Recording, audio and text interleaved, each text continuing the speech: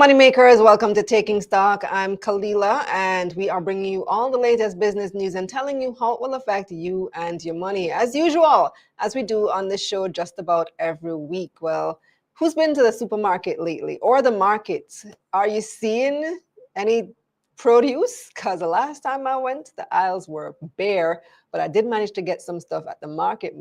Prices, though, not looking so pretty. So, how are we going to feed the nation post Hurricane Melissa? And are you concerned about the prices? We are hoping to be joined by the Agriculture Minister, Floyd this evening, but he is running late, so we're still crossing our fingers that that can happen.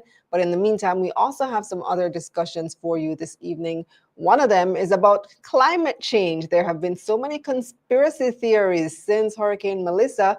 We're going to be talking about the impact of climate change on natural disasters and weather events like this. And then later on, our analyst will be telling us the economic outlook for Jamaica for 2026. Just a few weeks ago, it would have been completely different. Now, what are we looking at for 2026? So stay tuned. And of course, let me know in the chat what part of Jamaica or what part of the world you are joining us from. I hear 60% of the island has light back now, so perhaps a few more communities than last week's show. But let me know in the chat, where are you joining us from this evening? If you're in Jamaica or you're somewhere else, let us know. And of course, tell a friend to tune in, because Taking Stock is live. Subscribe to this channel, like this video, share with a friend, and get on the newsletter at getmoneynews.com. That's getmoneynews.com. Get on our newsletter. Now, come on, let's get this money.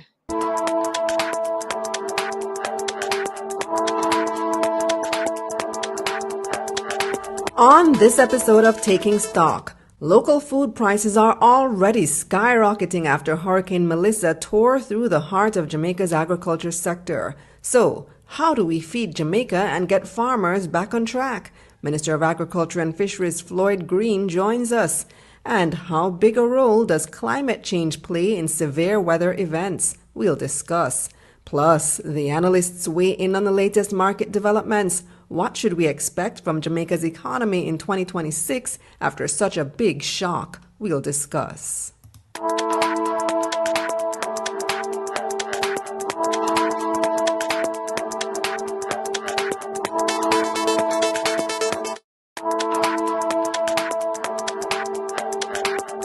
Jamaica is set to receive another large payout from the Caribbean Catastrophe Risk Insurance Facility CRIF following the passage of Hurricane Melissa. According to CRIF, Jamaica will receive an additional $21 million after Melissa triggered the excess rainfall insurance policy. Jamaica will also receive roughly $71 million based on the country's tropical cyclone policy. Both policies bring the total payouts to Jamaica from CRIF to almost $92 million. CRIF said the payouts should be complete by November 13, in keeping with its commitment of making payouts within 14 days of an event. General Accident Insurance is expanding its regional footprint through its latest acquisition. The company purchased 100% of Trinidad-based Beacon Insurance. The acquisition will deepen General Accident's presence in Trinidad and Barbados and allow it to enter new markets in Dominica, Grenada, St. Kitts, St. Lucia, and St. Vincent. Beacon Insurance is a general insurance company founded in 1972. The cost of the acquisition was not disclosed. PriceSmart says it plans to open its third store in Jamaica in summer 2026, followed by a fourth later in the year. The U.S.-based warehouse grocery business already has one store in Kingston and another in Portmore, which it recently expanded. The new clubs will be in Montego Bay, St. James, and the other on South Camp Road in Kingston. The company purchased a 5-acre property in Montego Bay and said it will lease a 3-acre property on South Camp Road for the stores. Over the weekend, airlines canceled almost 3,000 flights and delayed over 10,000 more as the U.S. government shutdown stretched to a record 40 days.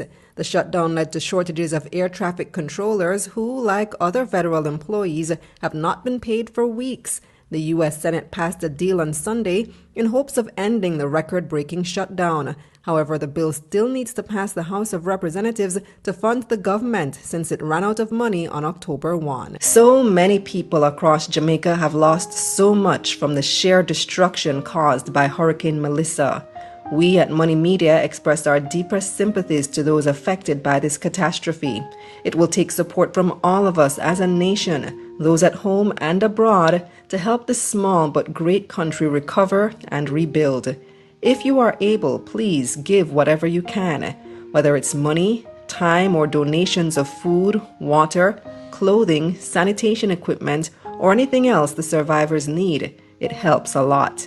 You can donate safely or sign up to volunteer through the government's portal, supportjamaica.gov.jm.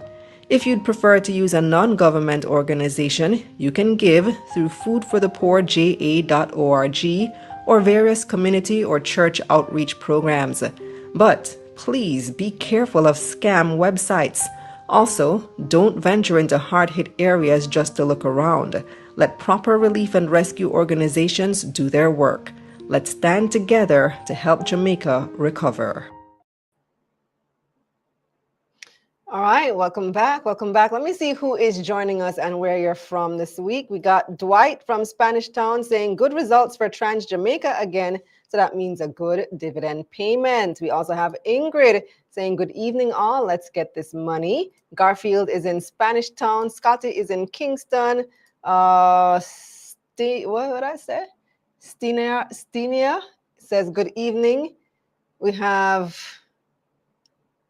Kahan in Cayman Islands. Big up yourself over in Cayman. Michael is in Clarendon. Loretta is in St. Andrew. Swinger Meow really is in Trelawney. Says Trelawney refugee area, no light nor internet. We have to go to the police station to charge our phones and to access Starlink. And then we have Vestinia coming in from Southwest Florida. So pick up yourself wherever you are joining us from, whether in Jamaica or abroad. And a special shout out to our viewers this evening, especially in the US, UK, and Canada, because as we've been mentioning for the past, about 6 months now, you do have an opportunity to send money home using Tap Tap Send. If you are in any of these 3 markets, you can download the Tap Tap Send app in the Google Play or the App Store. And guess what? Right now, you get an extra $20 bonus when you send $100, or when you send your first $100, you get an extra $20 bonus on that amount when you send money back home to Jamaica using my code Kalila10, KALILAH 10, Kalila10. So Tap Tap Send has doubled the bonus since the passage of Hurricane Melissa, and they're now giving you an extra $20 bonus when you send $100. And remember that there are no fees associated with Tap Tap Send. So you send $100, your family gets $100, or in this case, $120. So that is one way that you abroad can help by directly giving back to your family members using Tap Tap Send. Now, like I mentioned, we do want to have a discussion about agriculture. So the team and I were looking at the aftermath of Hurricane Melissa from various angles. And we decided, the first area that we really want to tackle is agriculture, is feeding the nation, because food becomes one of the most important priorities post a hurricane. And with one entire industry devastated, it is going to have an impact not just on those who are in the immediate area, but those who are in areas that weren't as affected. So, for example, going out to the supermarkets this weekend and seeing empty shelves in the produce section. You can't get, I saw scallion somewhere, somebody posted online, scallion for $1,000. What are we going to do? Are we going to be importing? Are we going to be making that up somehow?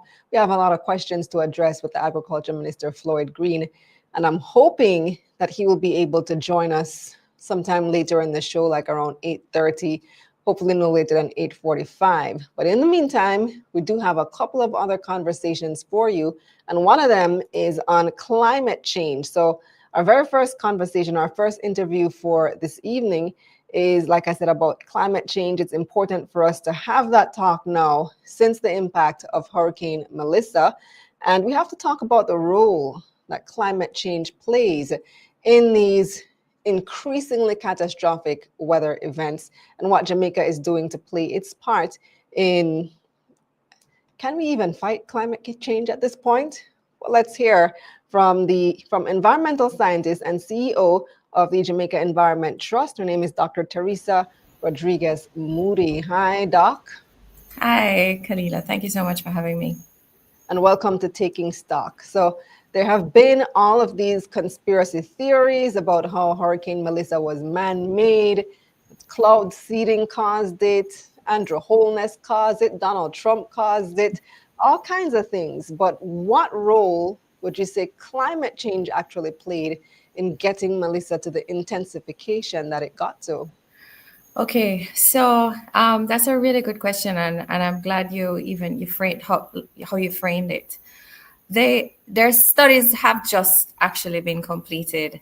The University of the West Indies Climate Studies Group worked alongside with another set of groups in um, I think it's in the UK.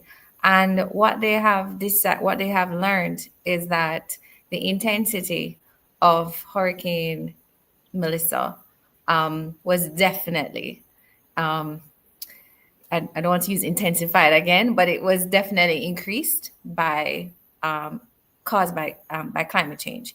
So, for your listeners, remember, climate change has to do with a change in weather patterns, long term change in weather patterns.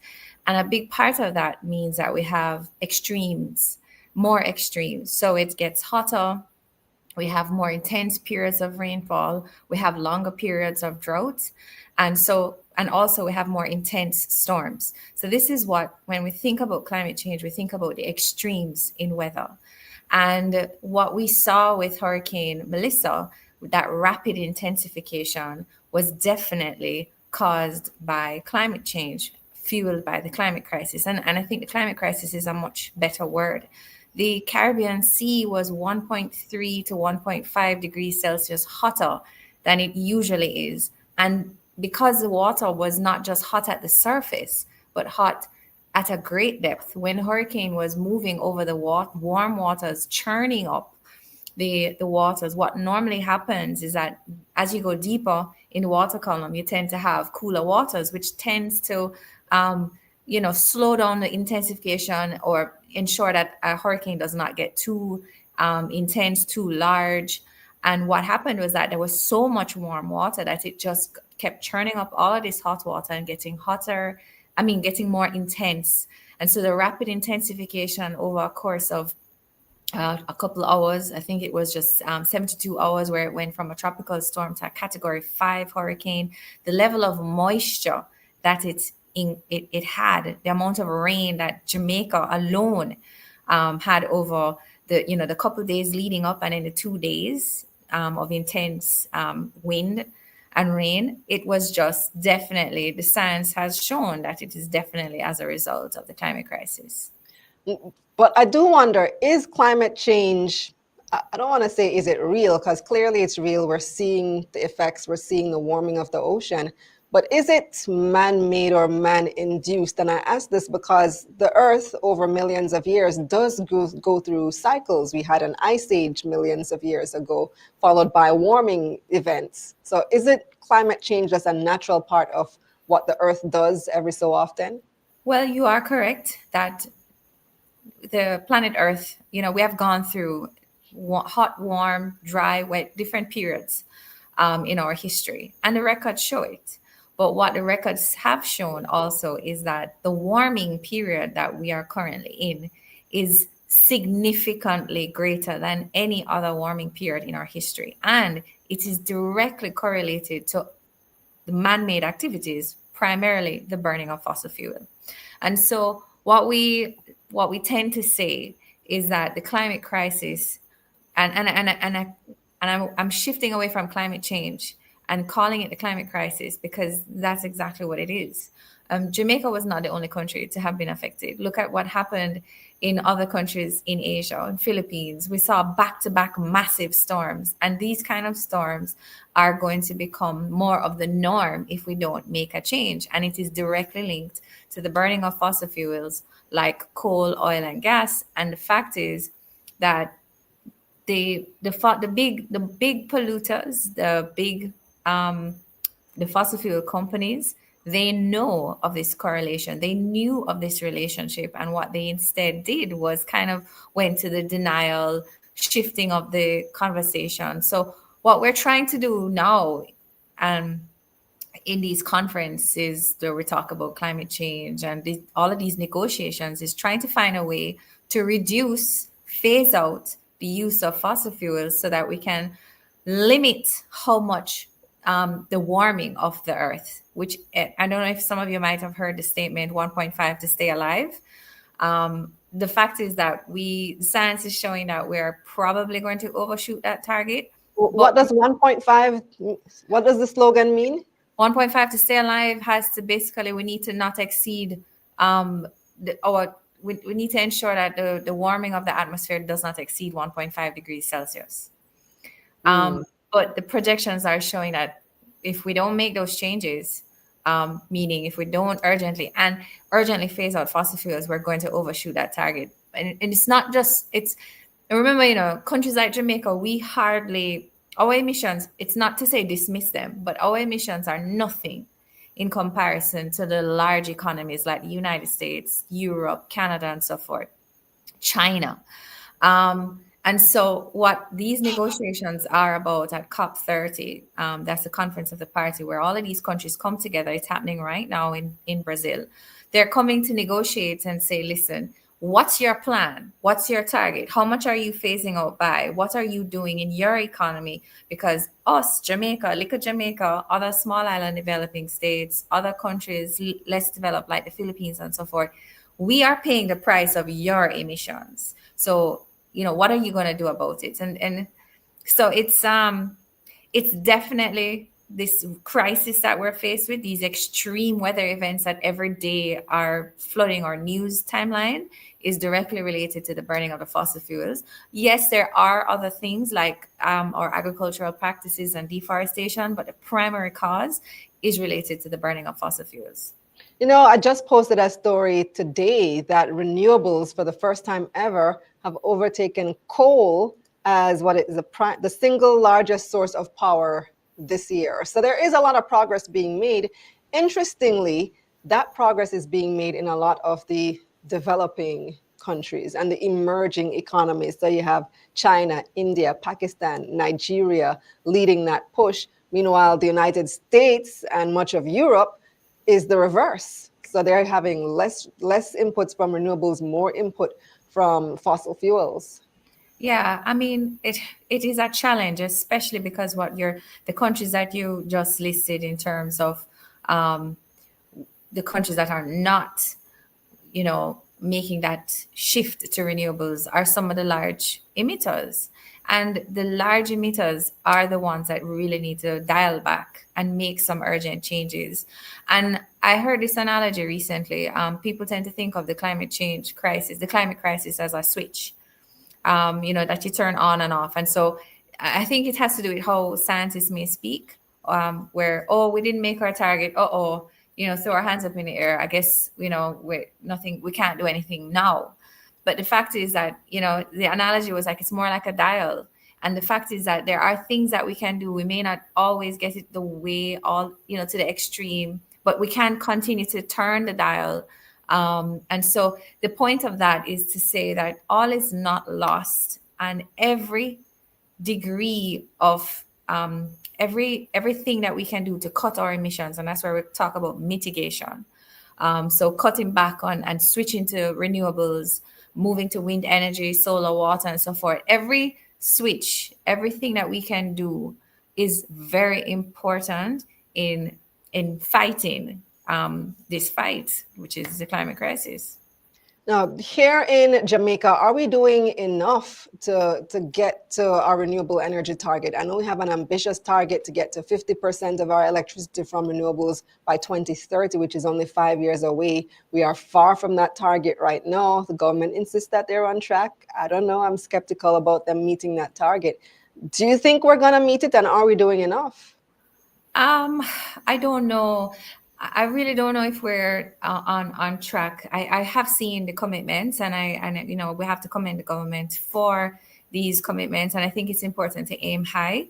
But I think the reality is that we also have to be doing other things. So countries like Jamaica can't just afford to focus on mitigation. We have to focus on adaptation, and adaptation has to do with understanding that we're in the middle of a changing climate. So that means that what we grew up with, what our parents and grandparents grew up with, that's going to change. And what that means is that we have to do things differently. So, for example, if I tell you that storms like Hurricane Melissa are going to be more, I wouldn't say more frequent, but when you see your hurricanes, they're going to be more intense, right? So gone are the days that you're just going to say, oh, a category 1, category 2. When we see a hurricane, you'll see how quickly they intensify, and you'll see more intense hurricanes. So on the scale of 4 to 5 is where we're intended to see because of the warming of the seas. What does that tell us? Well, that tells us a couple of things: that we need to change how we build and where we build. And so it also might mean that, and so this is where adaptation comes into place.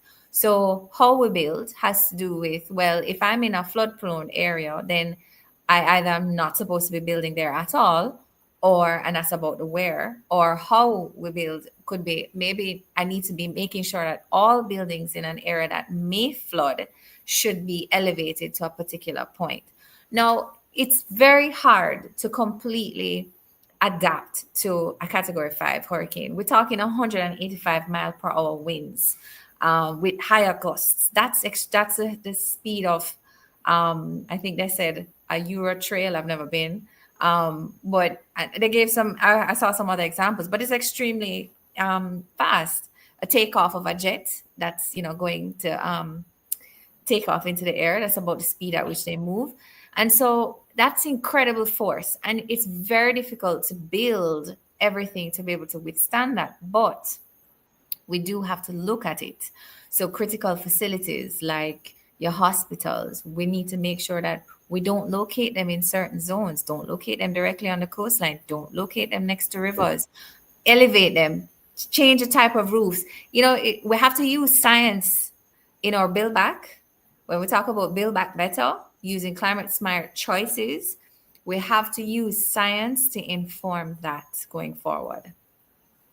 So Jamaica is going to be participating very soon. I think it's next week this week, the United Nations, yeah, the United Nations Climate Change Conference in Brazil. What are your main hopes for our participation? Who's representing us, by the way? Sorry. Well, so this week we'll see a lot of negotiation taking place, and that's a very tedious process. And I think you'll have people from Climate Change Division. I believe that there's some folks from the University of West Indies. I don't really know who's the full team, but I just saw where Minister Samuda will be traveling to COP on Saturday to be a part of the discussions next week. So basically, I know that the government will be showcasing, I think, a bold green investment strategy. I think that was said, but this was an announcement made several months ago. So I don't know if things have changed. But I've also seen in a very recent news item today where they'll be going to ask for more money for Hurricane Melissa. But I think that one of the things that we're hoping for, Jamaica has just experienced a historical storm. It's one of the most intense hurricanes ever recorded in the Atlantic. Not just in the Atlantic, but to make landfall to make landfall, right? That's a big deal. And we need to ensure that our voice is very loud and clear when we go to negotiate, because we need to be talking about urging other countries, the big emitters, the big polluters, to phase out fossil fuel. A lot of countries have come to our aid, and we appreciate that. But it's more than that we need, right? We need to be stopping the problem at source, which is phase out fossil fuels. We need to ask for more climate finance for adaptation and loss and damage. The fact is, we have to build back, but we have to build back There's so I mean, you heard the prime minister said 6 to 7 billion at a preliminary US dollars, at a preliminary estimate. Mm-hmm. I mean, that we have not received that level of donations. Um, Not even close. not That even is close. that is $1 trillion Jamaican dollars, and I need people to understand the context here. That is the equivalent of what the government spends in 1 year for the whole country in normal times. Right. So And the now we thing, have to find an extra trillion to deal yeah. with And this the disaster. thing about it is that our hurricane season isn't over yet. And Oh even when gosh. it is over in the end of November, and I'm not saying this to scare people, but just to understand, Hurricane Maria and Irma were 2 weeks apart in 2017, and they were both Oh, category, I think, 4 and 5, or don't both remind category us. 5 hurricanes. We have the hurricane season starts again in May June. of June. May. Is it May? June to November. Yes, I've got confused. Next year. So what happens when you have back-to-back type of storms? And I'm not saying that but this is the reality of the climate crisis. It is possible. So you build back, or you start the build back. There's no way we can build back in a few months. You Mm-hmm. start the build back, and then something happens, another climate event, whether it's a flood event or fire or drought. And those are slow onset things that can damage your food security issues as well, your Yeah. agricultural sector as well. These are real things that we have to grapple with. And so we have to be asking for money at the COP for adaptation financing as well as loss and damage. So what can us ordinary people watching right now do? Is there anything we can do? I mean, certainly, when I look at this, we have government. You can put them in three categories. We have government, which is like your enabling. They set the framework, they set the policy, legislation, they create that environment for investments and so forth.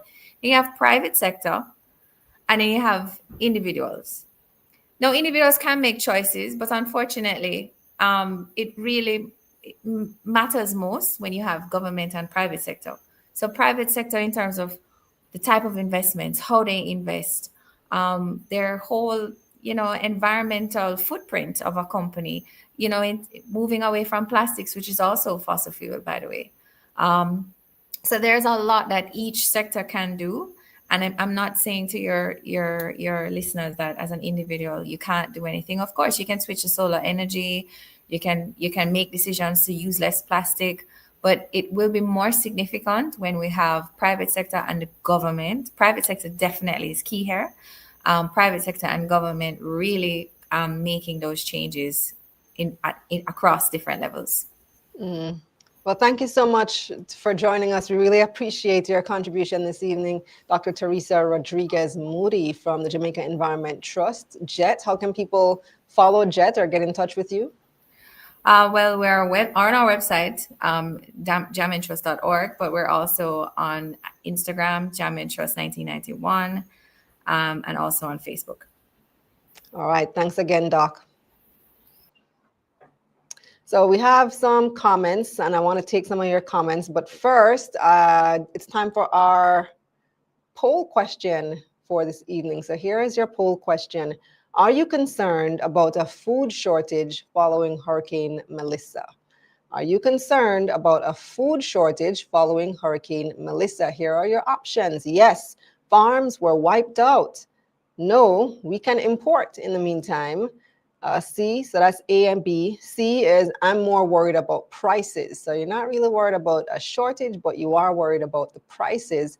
Or other, leave a comment. This is your poll question. Are you concerned about a food shortage following Hurricane Melissa? A, yes, farms were wiped out. B, no, we can import in the meantime. C, I'm more worried about prices. Or other, leave a comment. You can let us know in the chat, or you can take our poll on the community tab here on YouTube or over on X or in tomorrow morning's email. Up next, we've got your market recap, and our analyst is standing by.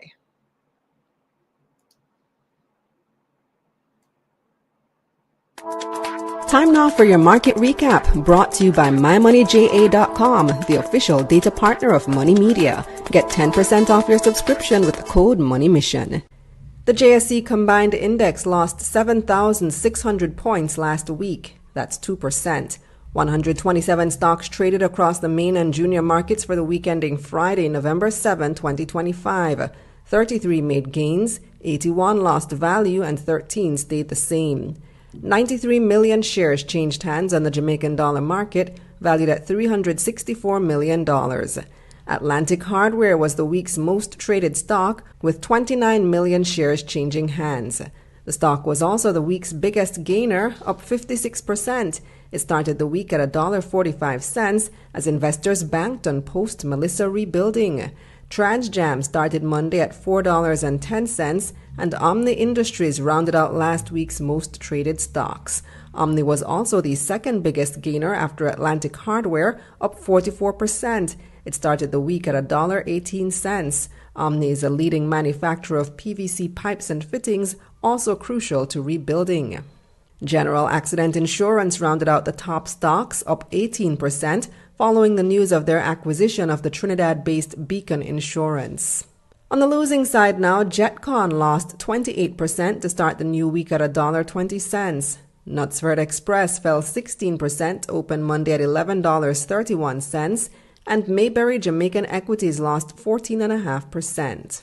Over on the Trinidad and Tobago Stock Exchange, the composite index lost 5 points last week. That's about 1%. Massey was the TTSE's most traded stock. It opened Monday at $3.54 TT. NCBFG was the TTSE's top gainer, up 4.5%.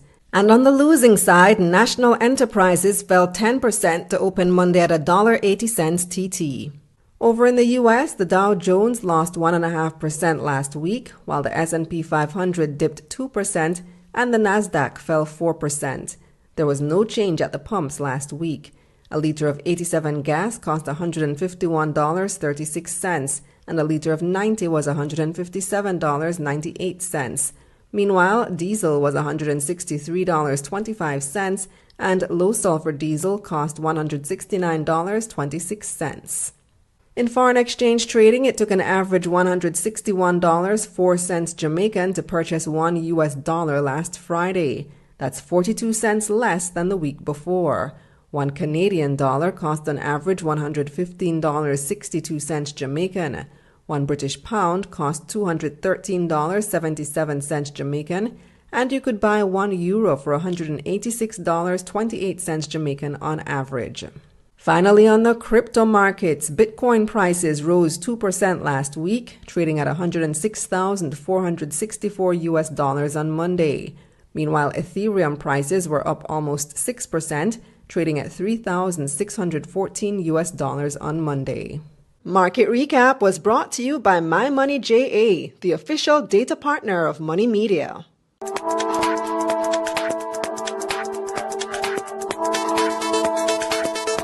Subscribe to my newsletter for money news like this straight to your inbox. Go to getmoneynews.com to sign up. The link is in my bio. Let's get this money.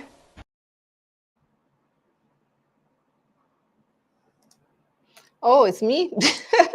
I didn't hear the intro for the analysts. All right, so it's time for the analyst segment. Do we have a sponsor for this evening? No, we don't.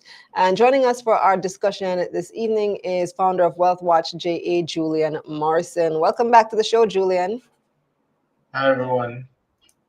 All right, so a few weeks ago, this topic, our discussion, would have looked and sounded a whole lot different. We would have had some promising updates for 2026, but after Hurricane Melissa now, I'm not so sure. So what can we expect for Jamaica's economy in 2026 and beyond? Well, it's still very early, and we have to wait for the facts from our legitimate authorities as it relates to damage assessment for us to have a fulsome discussion. But what we can expect based on what is available now is that, number one, we're likely to see a significant contraction in economic activity for Q4 2025, as well as the first half of next year as a base case expectation. So this is grounded in the fact that tourism is significantly impacted, number one, and agriculture is significantly impacted. And what is important about both tourism and agriculture is that they are large employers. They Mm-hmm. employ a large portion of the labor force in Jamaica. So what it means is that unemployment would increase by the fact that a lot of that labor would be displaced. And additionally, that would have a knock-on effect in terms of spending and how money circulates. The other side of the coin is that the displacement in agriculture is not totally demand driven, it is supply driven because there would be large volumes of commodities that would no longer be available locally. So we have to do some substitutions by way of imports, but that comes at a cost because what that means is we have to spend more foreign exchange to make that substitution. And just from a supply standpoint, these goods will go to the highest bidder because of the scarcity. Some persons have spoken about the change in food prices at the markets already. Things such as sweet pepper and other ground provisions have started to reflect higher prices. But what If you that can means even is find them. if they can find it, but what's interesting is that we're gonna have a situation which is called stagflation, which means that there will be a pullback in economic activity, which coincides with higher inflation. Typically, it's the other way around. A slowdown in economic activity usually is accompanied by less inflation, but that is when inflation is primarily demand driven. Here we have a situation where the root of the problem is challenging supply. So, because of that supply shortage, it's very hard to contain using just regular measures such as higher interest rates. The BOJ can't just step in and increase interest rates and try and bring down the inflation because that tool, i.e., monetary tools, are typically built to address demand. It's very hard to use them to address supply, which is why post COVID inflation was so hard to tame and it took so Mm-hmm. long to normalize because it was a supply side shock. Just to put some numbers to bear on the situation. So in 2019, in September 2019, Bahamas was hit by a Category 5 hurricane. For those who might not remember, it's called Hurricane Dorian. And the damage is recorded at 25% of Bahamas GDP for that year. Wow. But for And we're hurricane, we're at about 31, 30 something percent of GDP, so a little bit more than them. right. And that's according to Enki Research, which does storm modeling and storm damage modeling. But that is actually on the conservative side. For a Mhm. best case scenario, if you can call it that, that would be closer to 6 billion US. But the range that Enki Research actually quoted is between 6 and 14 billion. Wow. So the That's a midpoint of big their range. estimate is It's a actually 10 wide billion. range. It is a wide range because there's so much uncertainty still, but clearly we're hoping that it's on the lower end and even below that. But as it is, that 30% is being conservative, is what we're saying. For Bahamas, when the storm hit in September 2019, the impact was a 44% reduction in economic activity compared to September 2018. So it's just looking at September 2019 compared to exactly the year prior on a month Wow. by month basis. So that gives us some ballpark. 44%. Pardon me? Yeah, I said 44%. I was just reflecting on that number. Yes. So that gives us some amount of guidance around what to expect. It may be larger for us because our economics is different, meaning in terms of how our economy is structured. We have a larger goods producing economy relative to Bahamas because we have a larger base of natural resources. So, for instance, you would have a reduction in mining. We have more bauxite resources, for example, more bauxite deposits, limestone, etc. Then there's regular agricultural produce, so bananas, grown provision, etc. And what that would do is that it would create a greater commodity shock on top of what would happen on the service side of the economy, which is what we're familiar with when we speak about retail activity as well as tourism.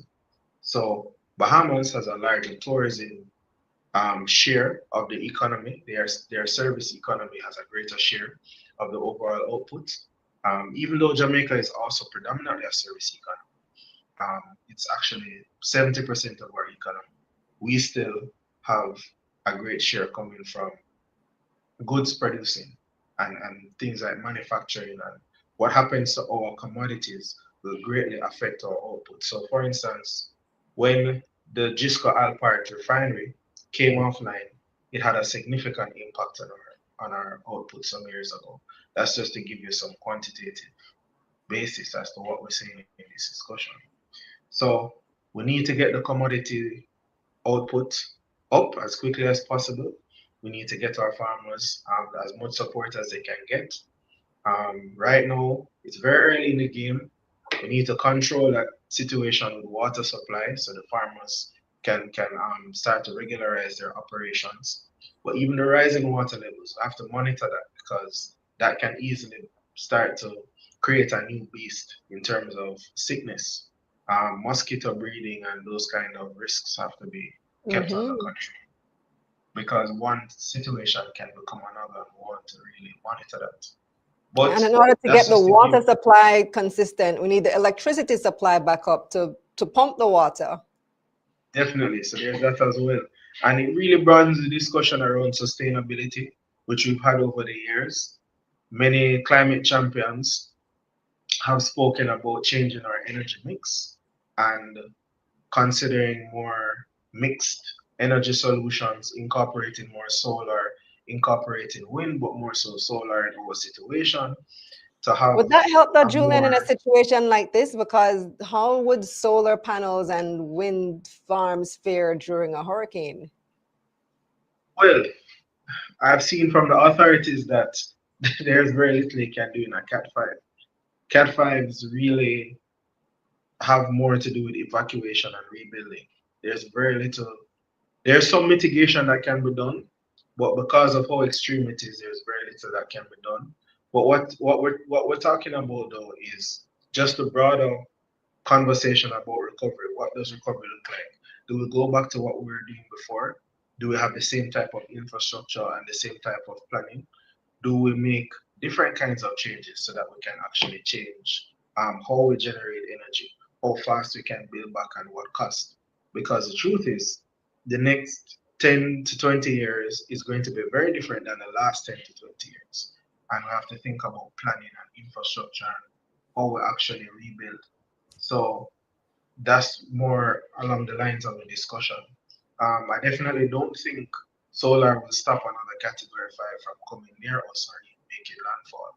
But Oh, I'm just saying, not that it would stop a Cat 5 from coming, but what my question was, and I probably should have asked Doc just now from Jamaica Environment Trust since we were having that discussion, how resilient are that infrastructure, solar infrastructure to a hurricane?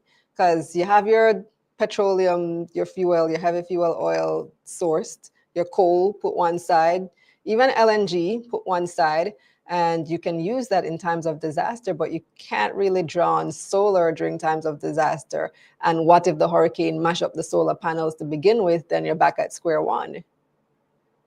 yeah, a lot of the panels are actually built for Cat 3 and Cat 4 because in Beryl, many solar panels were compromised because of the force of the winds. So, yes, in terms of resilience against a storm, in a storm scenario, it wouldn't serve that much of a purpose. But just from the standpoint of being able to start back quicker, there might be situations where just being on the grid, it might take longer for GPS to reconnect you, is what I'm saying, as opposed to saying having more resources in the energy mix that will allow you to have backups. Mm. So generators for argument's sake. So let's leave the solar panels alone. Generators is another way of having that same conversation. Yeah. How do So we on an fix? individual level, solar panels make sense. And I hear some of my friends out west saying the same thing, that okay, they're still waiting on JPS to reconnect them. It's gonna take some more weeks probably because the light poles are still down, and they're not looking to invest in solar for their homes. Right. So it's just really a conversation about the grid and how we manage the grid and the ability to bounce back from shocks like these that will disconnect us from the grid, and being able to have a more effective restart in scenarios like these, because um, we are likely to see scenarios like these more frequently in the future. How frequently, we're not sure, but it's not likely to be another 20 years as we typically would have expected. So, next year being a year that should come with stagflation, we should see a challenge as it relates to earnings for many companies. And that's understandable, but we have to put earnings into context. So, just the way we put earnings into context with the pandemic, we have to do the same thing with the storm.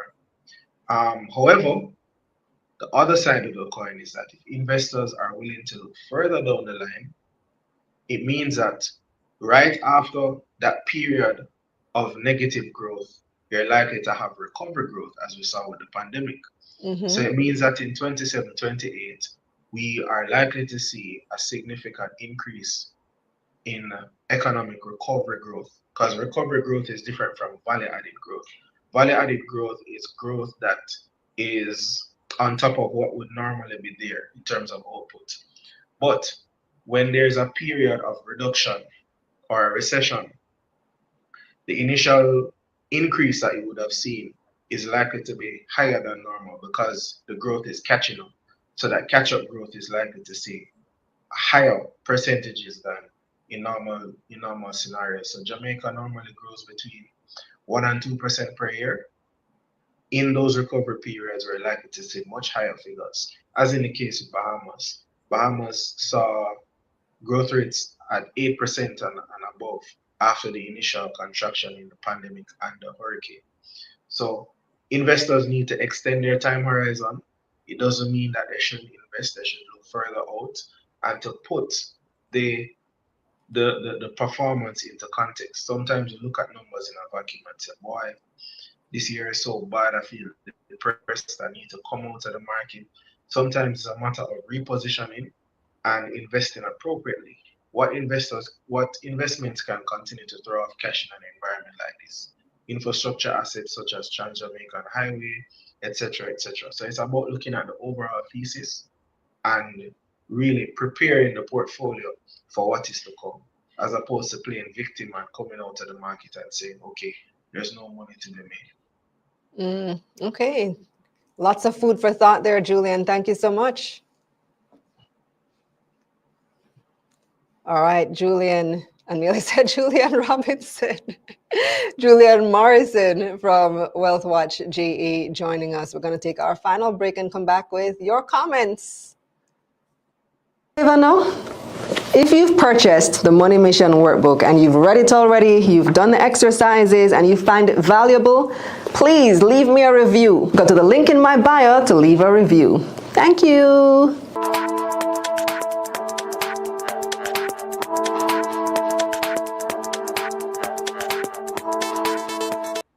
All right, I've been slacking on reading the comments for this show, and we still haven't heard back from Minister Green, so I'm going to assume that he's not going to make it tonight, but we had a good discussion. So HG says we should buy food from America and every other country that supports us. Scotty's wants to know what happened to the storage facility in St. Elizabeth. What were they storing? I'm not familiar with it. Let me Google it real quick. Storage facility, St. Elizabeth, Jamaica. Let's see what I find. Storage park could open doors in June. Hundreds of millions being spent to boost cold storage. Farmers and agro-processors could have cold storage. I don't know if it was even open yet. I'm not sure if it was open yet, but if anybody knows in the comments what happened to the storage facility in St. Elizabeth. Swinger says Carrera's best stock on the JSC and wants to know when are we going to get a weed stock. Probably not anytime soon, since those companies still have issues getting proper banking. There's still a lot of reluctance by the traditional banking sector to bank marijuana related companies, both in Jamaica and internationally as well, which leads to problems with them potentially trying to list. If you can't get banking, you can't get financing, that creates a problem. Swinger Meow again, what about building near the sea, St. Thomas or Bull Bay or Yallis areas? Same problem. Wherever you are in the country that's near the sea, it is a risk that you take when you build in these areas. Orville wants to know, off topic, what are y'all thoughts on these digital IDs? Well, if you've been following me long enough, you know I'm supportive of it. However, there have been so many efforts to thwart that from happening, to prevent that from happening over the past few years. It seems to have stalled. I wish that they would just get on with it and get it done. Ricardo says Jamaica should grow their own food. That's what we've been trying to do. And then Beryl nor Melissa come and mash it up. He says, for now, buy from the other Caribbean islands for those who are talking about foreign foods. Christopher says, when building back, there needs to be policies in place whereby buildings and infrastructure should be climate certified. I like that idea. Government agencies like NEPA and parish councils should take this on. Regarding the poll question about whether you are concerned about rising food prices after Beryl, or food shortages after Melissa, sorry, not Beryl. Learn, Grow, Invest says, yes, I am very concerned about a shortage and about higher prices. Loretta also says A, reminding you of the poll options. The poll question was, are you concerned about a food shortage following Hurricane Melissa? A, yes, farms were wiped out. B, no, we can import in the meantime. C, I'm more worried about prices. Other leave a comment. So Melissa says A, sorry, Loretta says A, yes, I'm concerned. Farms were wiped out. Yeah, would be the only king. Says prices are the main issue. Ricardo says we don't trust what some countries do to their crops, especially you know who. Responding to that whole conversation about where do we import from. Learn, Grow, Invest says shortages mean increased prices naturally. Allison says she's worried about a hike in prices, and she agrees that a shortage will in turn result in higher prices. Shell's commenting on the companies to watch. So she says, so it is Omni, Carib Cement, Atlantic, roger that. Looking at what companies have, I guess, benefited since the passage of Hurricane Melissa. And Shell says, import from CARICOM, real food, not North America processed and fake food. Lots of opportunities, she says, that Melissa bring. If you want to buy land, now is the time to get land cheap, cheap, cheap. Really? They're selling land cheap, cheap? Ricardo says, what I'm talking about, healthy foods, near organic, if not them fully chemically processed foods. And then Basilio making the point that solar is stored in batteries, i.e. Tesla power walls. How long does the storage last? I have to admit, I don't know a whole lot about solar technology. Like, how long does the battery hold that charge from the solar power? Because from what I recall, it's like a day, but I may be completely wrong and things may have changed from when I last read up on it. Shell says, that's fine. Organic food is simple food in the Caribbean. It might be cheaper to get from other CARICOM, even though it's still in USD. Next person says, remember, generators got decimated. We also had a lot donated and imported as well. Ricardo says, government should use some of the lands for agriculture, employ some farmers so we can have enough food for the country and food to export. What I think we should do is diversify the areas where we are planting. So yes, St. Elizabeth is the breadbasket parish. It produces up to 28-30% of the island's entire food. And yes, they are mineral rich and so on, St. Elizabeth, Manchester, Clarendon. But we also have St. Thomas, we also have Portland, we have other parts of the country that are just as capable and just as fertile as these areas. So maybe what we need to do is further diversify where our crops are grown, so that if one part of the island mash up, well, we still have food crops on another part of the island. Hot Gal B says the Caribbean and poorer countries do not have the resources that are used to cause climate change like the United States and other big European countries. So yeah, you do have a point. Our impact on climate change is not nearly as large as these other countries, but we can do what little we can to make even a small impact. Bareback says improve agriculture output in Portland and St. Thomas. Yeah, exactly what I was just saying as well. Monique says also some stocks might be affordable next year versus 2027. Exactly. You heard what Julian was saying about 2027, 2028. We're going to see that recovery growth. So 2025, what's left of it, and 2026, we might see more affordable stocks indeed. So prices being less than they normally would before we see that recovery 27 and 28. Bareback says storage all got destroyed. Lanesra, hi Lanesra, good to see you on tonight. Foreign investor confidence in Jamaica will take a hit. What's the status of the Pinnacle Hotel construction in Mobay? I'm not so sure that foreign investor confidence will take a hit. I think these investors are looking to see how the government responds, how they manage the crisis. Yes, our numbers are going to be skewed for the next year or so at the very least. Debt to GDP is going to rise sharply.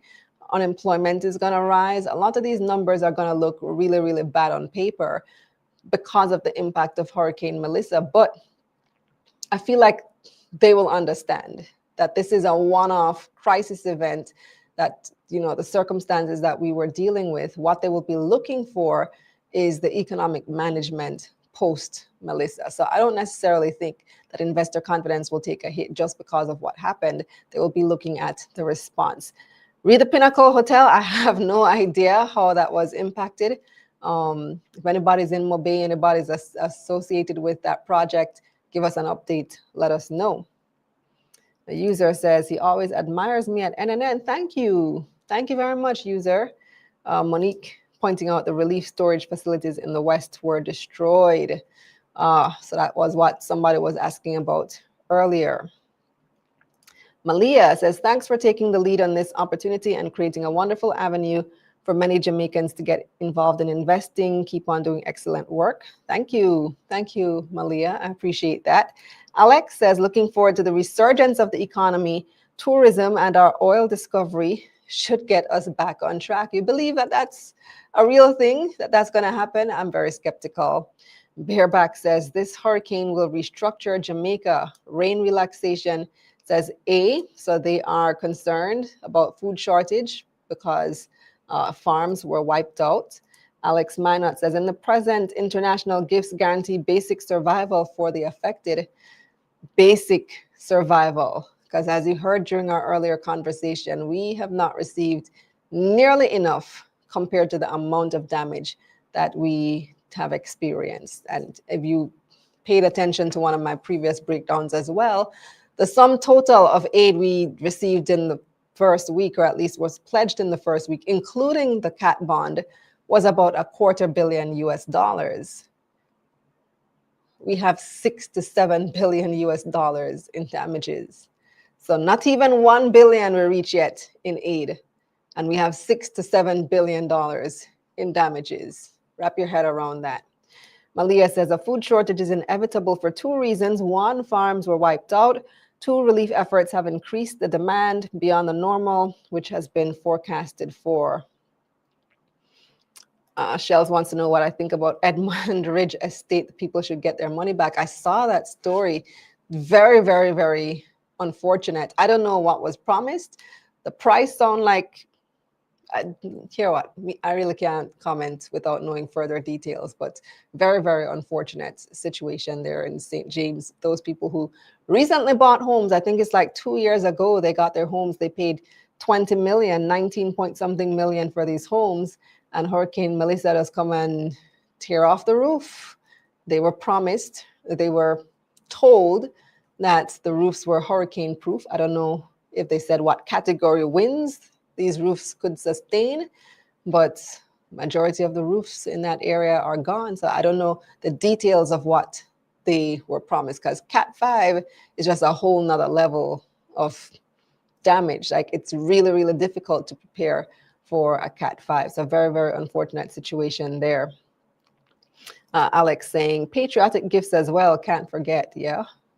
So all the donations that have been made through supportjamaica.gov.jm, all the remittances coming in, people sending money back home to family and friends. Remember, you can use Tap Tap Send for that. Use Kalila 10, and you can get an extra $20 on your first remittance through Tap Tap Send. We have a few more we have a lot more comments. I can't go through all of them. I am Excel X somethings. There's some new taxes may be coming our way. That would be rather unfortunate if they end up going there, if that ends up being the direction that they take. So I hope not, but we have a few months before the new budget cycle begins. So let's see how the response goes. A lot to pay attention to in the coming months. And us as investors, we always have to be keen. We always have to be savvy. Yes, we look for the opportunities, although our primary focus right now is just helping with the rebuilding effort however we can. Thank you for joining me yet another week. It looks like Floyd couldn't make it, unfortunately, because we're at 9:09 and we haven't used it. We haven't heard from him. So another time. I think we always have this challenge when we invite ministers on, because Parliament is on a Tuesday and often runs late on a Tuesday. And so we get the commitment, and then Parliament runs late, and inevitably they can't make the show. So I think perhaps in the future, if we book government ministers for the show, perhaps we should pre-record those interviews. I know that you guys like to ask your questions live, especially when we have these ministers on, but that might be the best way to move forward, especially when we want to book somebody like a Floyd Green, a Fable Williams, Prime Minister, these guests who typically will be in Parliament on a Tuesday. So hopefully we can make it happen for another time, but that's where we're going to leave the show for this week. Thank you so much for joining us. It has been my pleasure. Next week, you guys will have a guest host sitting in this seat. So you'll get to meet somebody new, and I'm sure it's going to go well, but we'll be watching. Thanks for joining us, and see you next week.